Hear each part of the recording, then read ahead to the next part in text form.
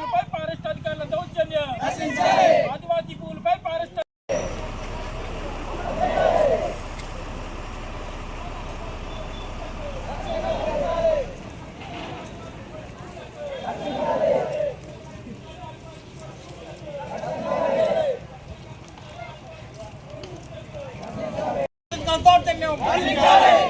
ఆదివాసీ పూర్వలు దౌర్జన్యం, ఆదివాసీ విద్యాపై పారిశ్రామిక దౌర్జన్యం, ఆదివాసీ భూముల్లో కందకాలను ఆపాలి, ఆదివాసీ భూముల్లో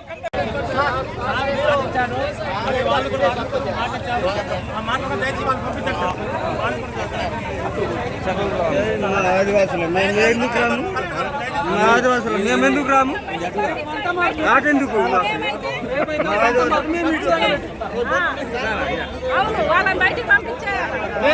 అసలు విల్లు బాణాలతో వస్తారు సార్. ఎవడో ఇస్తాడో వాడికి కారం చల్లుడు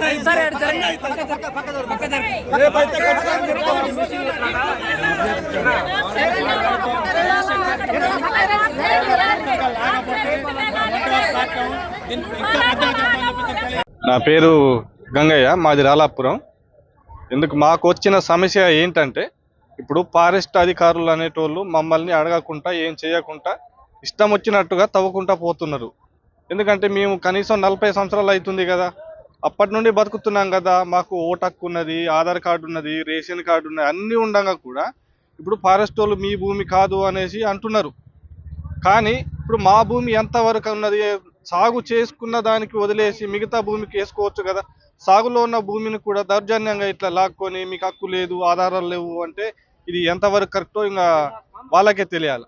ఎందుకంటే ఇంకా పీసా చట్టం ఉన్నది కదా, దీనికి అమలు చేసుకొని అందరిని కూర్చొని ఇంకా గ్రామ సభ పెట్టి తీర్మానం ఉంచుకొని ఇంకా కందకాలు ఏమైనా వేసుకుంటే మంచిదే కదా. ఇంకా దౌర్జన్యంగా ఇట్లా చేసుకుంటా పోతే పేదోడు ఏమైపోతాడు, పేదోడు ఎక్కడ బతకాలా, అసలు ఏం చేయాలా అనేది ఇంకా గవర్నమెంట్కి కానీ ఫారెస్ట్ అధికారులకు కానీ తెలియాలి. అమాయకులు ఆదివాసులు అనేటోళ్ళు భూమి మీదనే కానీ ఏదైనా ఒకటి పంట కానీ పొలాలు కానీ చేసుకుంటూనే బతకాలి కదా.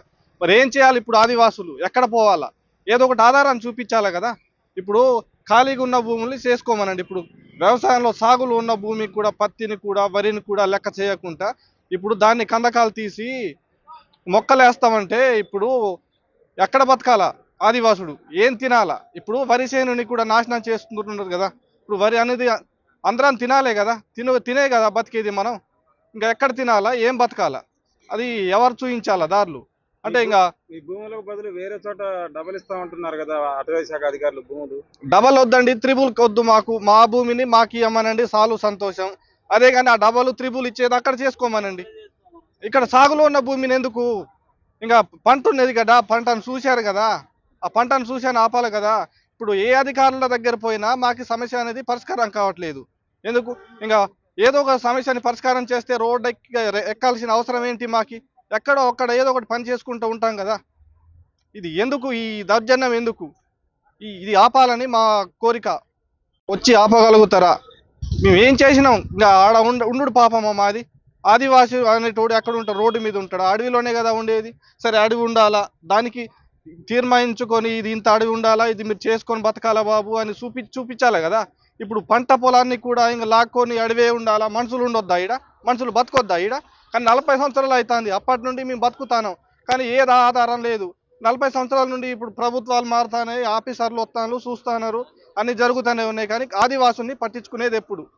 ఆదివాసుడు బతికేది ఎప్పుడు? ఎక్కడ బతకాలా, ఏం చేసుకుంటూ ఉండాలా? ఇదే అండి మా కోరిక. మా కోరిక తీర్చేంత వరకు ఇలా ధర్నాలు జరుగుతూనే ఉంటాయి. ఇలా కూర్చుంటాం ఇలా రోడ్ల మీద. ఎవరో ఒకరు వచ్చి పరిష్కారం చేస్తే కానీ ఈ పరిష్కారం అనేది ఆగదు. ఇవాళ ఆపినా రేపు కూడా వచ్చి కూర్చునే అవసరాలు కూడా ఉంటాయి. అసలైన తొలి వెలుగు. ఫాలో వాట్సాప్ @తొలి వెలుగు అఫీషియల్.